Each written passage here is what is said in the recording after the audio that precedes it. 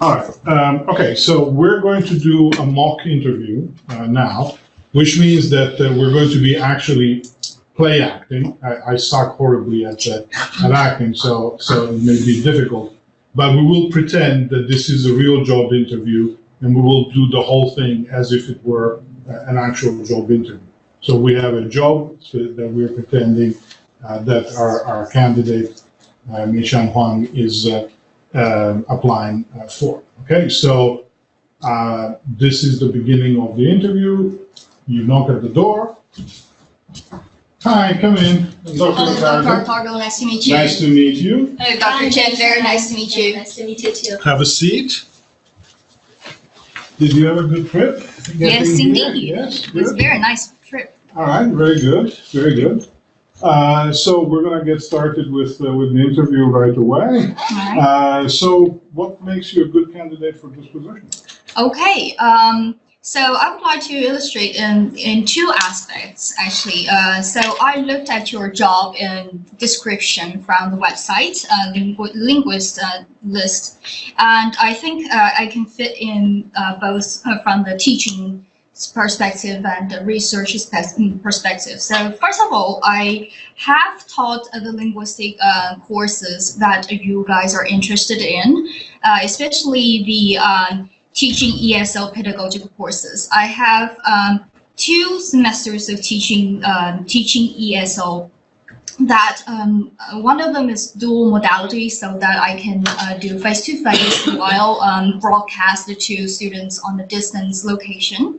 And also I've done this online as well, in which I have delivered 7 different platforms for lectures. I videoed the lectures and I uploaded onto the voice thread, so they can comment on stuff, and then they do online discussions and hands-on lesson planning and activities. So do you like teaching online? Yes, absolutely. I think it's just different, has a different dynamic from face-to-face, but it allows a lot of possibilities for. So we're looking at having expanding our online offerings. Is that something that you would be interested in? Absolutely. Yes, I would be interested in that. Yeah, we're more interested in some of the details about the teaching ESL course, because that's what we're actually looking for the candidate to be able to do. What are some of the major assignments that you had in your class that you taught in the past, and what textbook are you using? Okay, the textbooks we're using is the one written by Diane Lawson-Freeman and Anderson's, 2012. And what we are doing is we use different chapters and teach students different methods that has been used in the ESL throughout the history, basically. And what are some of the major assignments we have assigned for? One of them is we have weekly activity facilitation, in which students are required, one of the designated students will be required to pick one grammar point that they're interested in, based on the target learners they are imagining, to design an activity based on the method that we are covering. So that's one of them. And also we have discussion facilitation, which is based on the reading itself. They come up with questions, and so they lead the discussion for their classmates. So these are the weekly assignments. We also have some major assignments throughout the course. We have 3 lesson plans in which they will choose different methods they have learned, and deliver write up a lesson plan of 50 minutes, and including the teaching materials and all the essential components that will allow them successfully replicate the lesson later on in their actual teaching. And we have also reading responses, in which I have picked out research papers that are essential to help them to understand some of the theoretical background of some of the teaching method, and something that they would be using, for example, teacher feedback, and for example, world Englishes, which they could understand accents and so on and so forth. And there are also, wait a second, sorry. Initially, there would be observation, but depending on the time and how accessible the students have towards these ESL classes, that is optional. Excellent. Thank you. Thank you. It's very detailed. So what is your favorite thing about teaching? My favorite thing about teaching is getting to know different diverse population of students and how to deal with different students based on, I mean, essentially we're learning the same thing, but we have to handle them differently. So that's what I'm really interested in. I like studying people, and I like to study, how to excellence myself in teaching. As you know, our population, is quite diverse. So do you have experience teaching a diverse population? Yes, absolutely. I mean, as you can see from my CV, I've taught Chinese students back while I was in China, so I have experience dealing with Chinese students. And also while I teach as a teaching assistant in my university, where I got my PhD, we've had students from Spanish first language background. We have AV speakers, and we have first generation students and other international students. So I have all sorts of experience dealing with them, regardless in writing classes and also in ESL training classes. So. What do you find is the most difficult thing with a diverse body of students? Okay, so as I say before that, I'm interested in studying these people, and then also I love dealing with them, but also it's a difficult it's a difficulty for me as well, because it's very hard to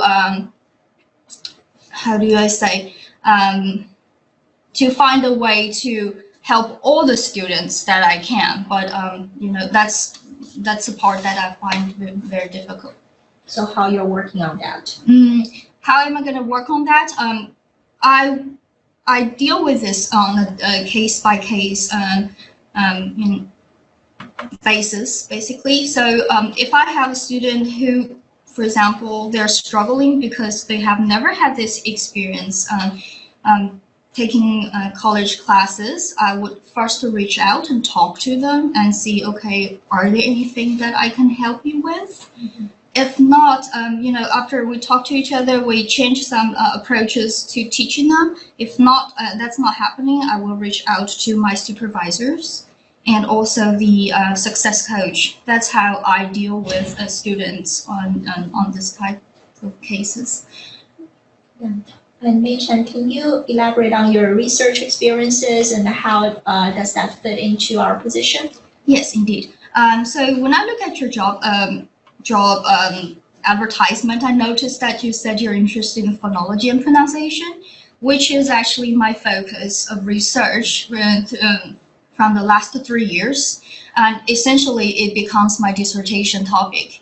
I started looking at pronunciation features of Chinese speakers and hoping to find pedagogical applications that would be suitable for Chinese students based on this idea of English as a lingua franca and lingua franca core. And then since then, I've been working on finding out the pronunciation features that would affect listeners' perception and how can this kind of findings be applied into pedagogical usage. And that becomes my dissertation, but I'm interested in finding the prosodic features specifically that will help, will impede listeners from different backgrounds understanding the speakers, second language speakers. And with that being said, I think it would be very useful in terms of building up international teaching assistant training courses. That's one of the applications. So I think that's what I have. Okay. Thank you. My concern that I would have, I mean, you clearly are a scholar and you are, your research is interesting. I don't understand it, but clearly you sound like you know what you're talking about. We're not a research institution. We don't have a PhD program. Our highest degree that we offer in these fields is the master's. We're mostly a teaching institution. Are you going to be comfortable with us? I mean, is this a good match, do you think? Absolutely. I think my research experience can actually be turned into informing my teaching. For example, in the past, past few years, I've been using my research to inform some of the writing of the materials I have for students. One of them is in my word building class, I've been using corpus linguistics approach to ask them to do the project, study in the history of a word. That's one of that. And also I've been working on, using, I've been also working on the communicative functions of prosody, which can also be informed because this is a less touched area in ESL training and ESL teaching, that we ignore this kind of communicative functions of prosody, and that I think it should be informed to our students, and they should also inform it to their ESL learners. So that's my input on this question. All right. What do you think are your strengths and the weaknesses? Okay, so as I think about this, I think I'm a strict person, so that could be both very my strong suit and also my weakness. So from being strict, from that perspective, I expect my students to excel themselves and reach their full potential, which means I have a bigger workload for them, and I have high expectations on their assignments.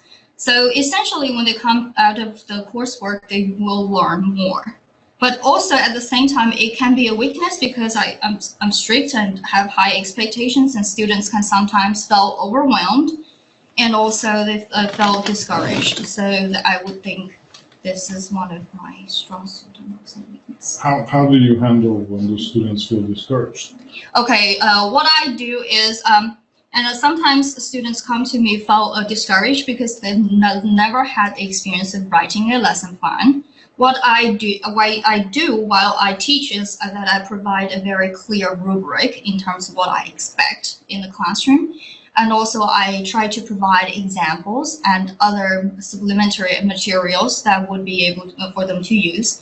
And also I keep responding to their emails, fast, so that when they need help, I can help them. And if they wish to talk to me face to face, I would do that too.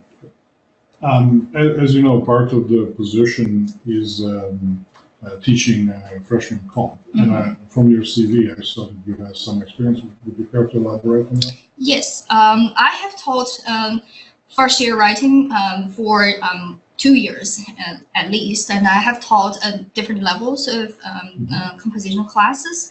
As you can see, very fundamental 113 level 1, in which we cover the rhetoric strategies and what are the argumentatives, and what are the basic citation informations and all that.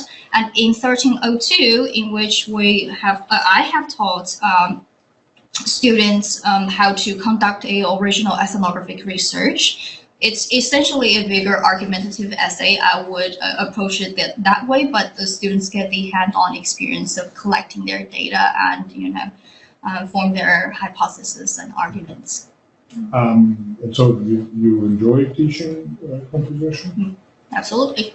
It's related to a little bit about with my ESL teaching as well, because we also write in ESL.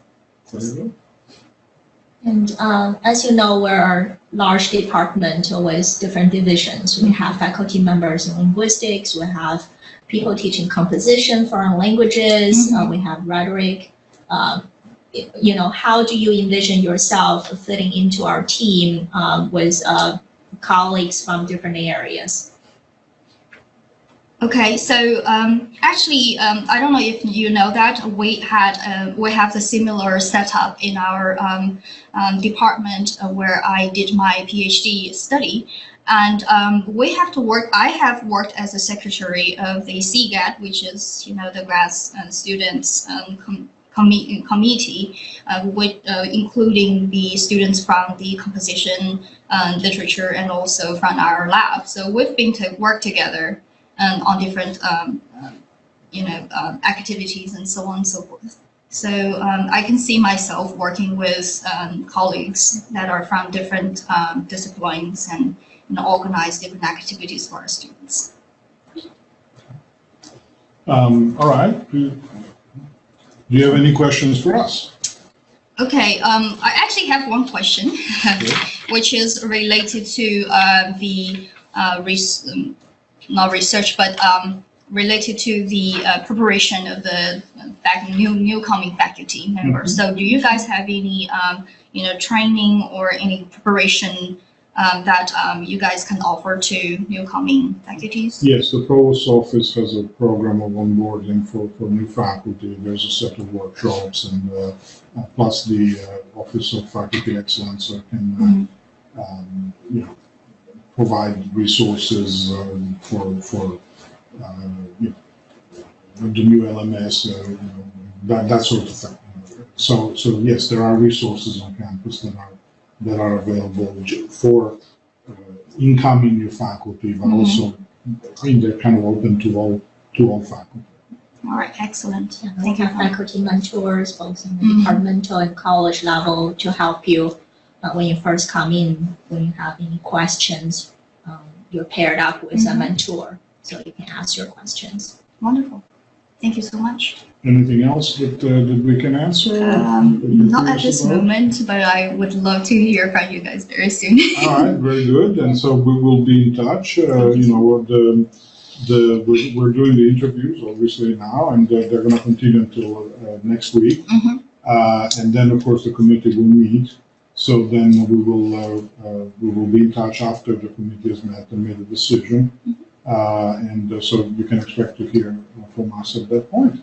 Thank you so much, Dr. Tardo. Thank you so much, Dr. Chen. All right, very good. It was a pleasure meeting Very you. nice to meet you.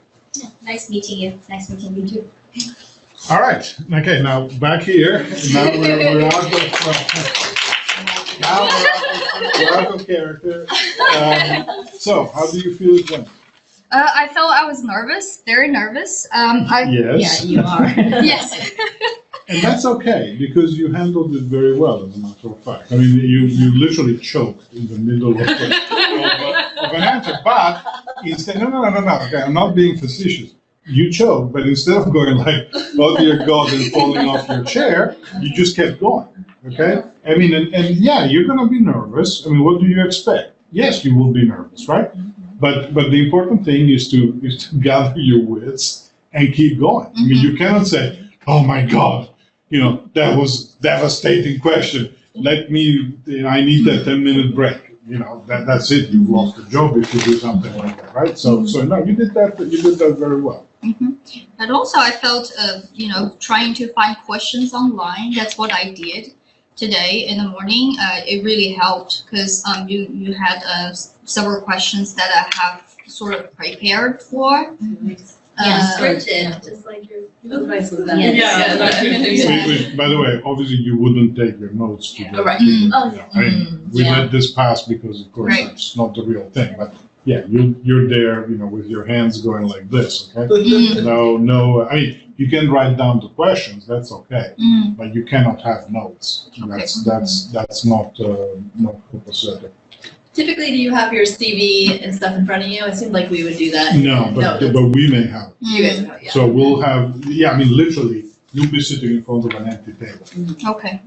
Well, when I go for job interviews, I always have a folder with me with my my professional documents, just in case I wanted to demonstrate something. Well, I mean, they already have the copies, but it never hurts when you have your own copies, so you can use it as a reminder. And one thing that you can do is carry a set of student evaluations, because my first job interview, not my first job interview, but the job interview that landed me my first job, they asked me, are you a good teacher and how do you know?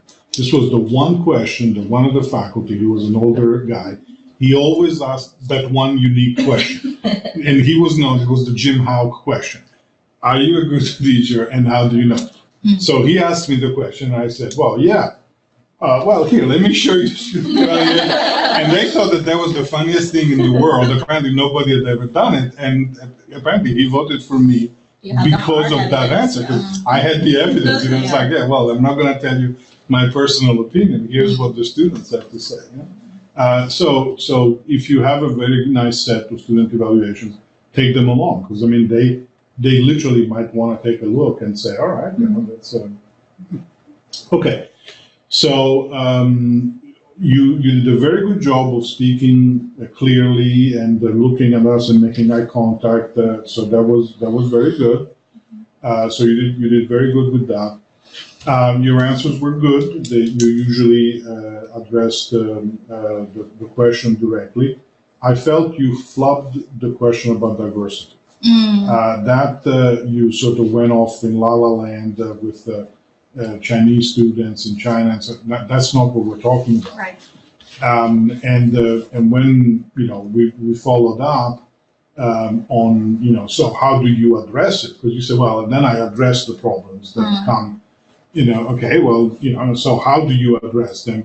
Your answer wasn't, you need to be like, oh, I do these things, I do this, I give them these resources, I, take them out for pizza. I mean, I don't know, whatever, right? But you waffled on that. Okay. So that's something that you need to be, and that's a question that's likely to happen. Okay, increasingly diverse population of students, Hispanic, African American, in today's day and age, Nigerian, whatever, right? It's all over the world, right? So you need to be prepared to answer those questions, and you cannot let it take you off guard. I thought she did really well. Mei Chen did really well when we're asking about research experiences and how that's how she said it transferred into her teaching. I really like that part because she's answering the following up question. I guess you probably didn't prepare for that, but it just came up to you. So that's something that when you're researching the institution, what they really need this person to do the job, and you answer that question really well. Likewise, you answered very well when I asked you about teaching online. You said, yes, I have the experience, I'd like to do it, and it's the same thing, so that was good. I felt it was not as good your answer on teaching comp. Okay. You need to really say you really like it, you think it's super important, it's your life passion. Please give me a class to teach now, because I haven't taught it in half an hour. I'm getting withdrawal from teaching comp. I mean, it's like, because again, my first job, I was hired as the linguist of the entire department. In my first year, I taught 5 sections of composition and 4 of linguistics. Okay, so they wanted me because I could teach composition. The fact that I was a linguist was a side thought. Okay, so I mean, maybe this position isn't okay, but it's very good to be able to do both things, and you need to show enthusiasm, just like you showed enthusiasm for your research and on the applications of your research. That was very good. But then when we talked about comp, you were like, yeah, sure. Okay. One can only lie only so well. Well, right, but you need to make an effort. Yes, if you really want the job. Okay. Anything else? Any feedback? Don't be too nervous. I mean, it's just one of the job interviews that you're going through, and probably you are very nervous at the first one, but after a few rounds, and I think you'll get into. It's actually the questions are kind of fixed, and there might be 1 or 2 surprising questions. But So did any of the questions surprise you? Okay. I think there was not really that I can remember right now, because I'm like my mind went blank. Yes. Which, by the way, that is a standard reaction. You walk out, you're like, what the hell just happened? I just talked for an hour. I have no recollection of what was said, you know? And then you're like, oh, well, let's hope that it wasn't bad. Yeah? So none of the questions was caught you off guard? I remember not remember what exactly the question was, but it came from you. Which part do you like about teaching? Probably so. That's my standard question. I also have the one question. Yeah, and I didn't hit you with the what don't you like about teaching, which is my follow-up thing, because I went off in the on a. What kind of answer do you like to that question? What do you not like? That's why it's evil, because whatever you tell me, I will use against you. Right, so what Nothing. would be Nothing. an impressive answer for that to The you? impressive answer for that would be, can I write you a check, Dr. Attar? Give you some money? No, I mean, there is no impressive answer. The most clever answer that I've had from people have been things along the lines of, I really like everything. You know, Yeah. I love grading. You know, give me some grading. Here, let me grade your paper while we're talking, because because most people will say, well, I don't like grading, or and of course then you're like, well, there's going to be a lot of grading, right? Or like sometimes they just like candidly tell you, oh, well, I don't like when I have to talk to students who are not doing well in class. And you're like, red flag. Don't be too honest. Well, that's the thing, you know. I mean, the standard question which you asked, and I was like, yeah, what are your strengths and your weaknesses, right? That's a standard question that you will always, not always, but lots of times, they ask you that question. So be prepared for that. Have a fake weakness. Okay, like I really care too much about my students. Good one. Okay, or I work too hard. I grade I stay up too late to grade those papers. I really love grading those papers. And that kind of thing. So have a pat answer to that. I mean, don't make it obvious. Don't it should sound like you're really answering the question, but make sure that you turn it around into something that, or something like, well, I used to have a problem dealing with students who would cry in class, but now I've worked on it, and I always carry a box of Kleenexes with me, so it's no longer a problem, right? So you have a negative, but you fixed it, right? And so that's a good way of framing an answer to those questions where they ask you to kill yourself, basically. I mean, because remember, anything you say, they will use against you. Okay? 'Cause, I mean, the whole point of this is to say, who do we boot out, and then we make a decision on the final group of candidates. So, having sat on hiring committees, but for not faculty positions, just others in general, I remember after the fact, we pick apart the little things. And so one thing she had said that a couple times actually, that I didn't know if this would have the similar effect when you guys talk after it, but she said deal with in terms of hard students instead of handle or address. Okay. She would say, well, if I have to deal with them kind of Yeah. thing, is that? Yeah, that's not the language you want to use. Right. You want to use positive. Right. Deal with implies that it's a negative. Right, right. You want to Since talk I have about to, yeah. empowering.